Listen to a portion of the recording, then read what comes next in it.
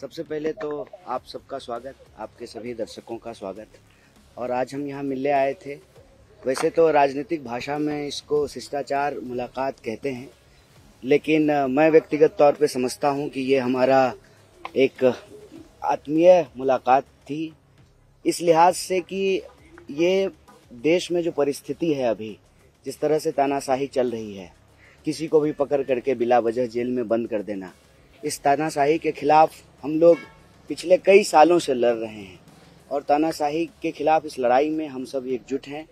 तो उनसे हम ये बात कहने के लिए, उनको बताने के लिए कि इस लड़ाई को हम लोग सब मिल करके लड़ेंगे, एकजुट होकर के लड़ेंगे और देश में संविधान और लोकतंत्र को जिस तरह से समाप्त किया जा रहा है, इसको हम लोग बचाएंगे, संविधान को भी, देश को भी, और इस तानाशाही को खत्म करेंगे। चुनाव को लेकर कोई बातचीत, कैंपेन को लेकर खास करके चुनाव प्रचार कर रही है, क्या आपने डिमांड की कि हमारी सीट पे भी आएंगे? नहीं, 4 सीट पे हम चुनाव नहीं लड़ रहे हैं, हम 543 सीट पे चुनाव लड़ रहे हैं।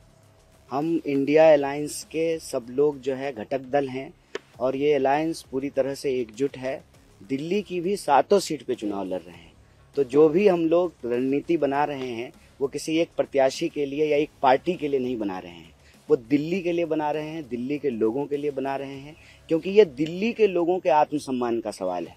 किसी को, एक व्यक्ति को सांसद बनाने का सवाल नहीं है, किसी एक व्यक्ति को प्रधानमंत्री बनाने का सवाल नहीं है, एक पार्टी की सरकार बनाने का सवाल नहीं है।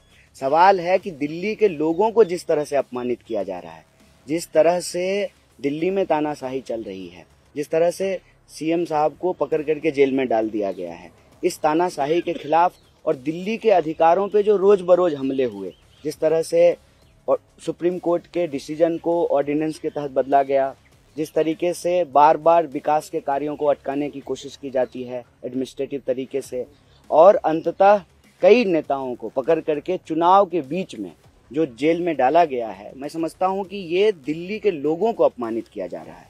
तो दिल्ली में जो लोकसभा का चुनाव हो रहा है, ये दिल्ली के आम लोगों के आत्मसम्मान की लड़ाई है।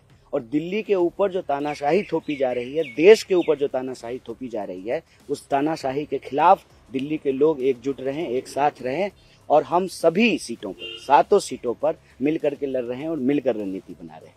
अच्छा, कांग्रेस में भी फूट है आपके नाम को लेकर, लवली छोड़ देते हैं, खत लिखते हैं, आपका नाम भी का भी जिक्र करते हैं, तो इसे आप किस तरीके से देखते हैं? क्योंकि चुनाव के दौरान ये होना तो क्या नुकसान होगा या फिर किस वजह से आप मान रहे हैं? अव्वल तो जो है वो पत्र मुझे नहीं मिला है, अव्वल वो पत्र तो मुझे नहीं मिला है, ना मैंने वो पत्र पढ़ा है।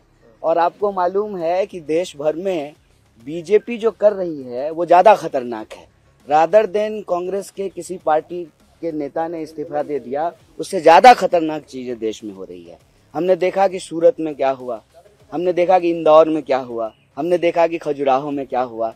मैं तो दिल्ली के लोगों को भी कह रहा हूँ कि आप सौभाग्यशाली हैं, आपके पास मौका है कि आप वोट दे पा रहे हैं, आपके प्रत्याशी टिके हुए हैं, तो आप वोट दीजिए, क्योंकि आपको जो ये वोट देने का अधिकार मिला है, ये आपके पास रहेगा कि नहीं रहेगा, पूरे देश की सूरत जो है वो सूरत जैसी बन जाएगी, इस पर विचार करना चाहिए और इस पर चर्चा करना चाहिए। चुनाव के दौरान पार्टी के भीतर प्रत्याशी को लेकर के या किसी नेता का इस्तीफा होना, ये कोई नई बात नहीं है।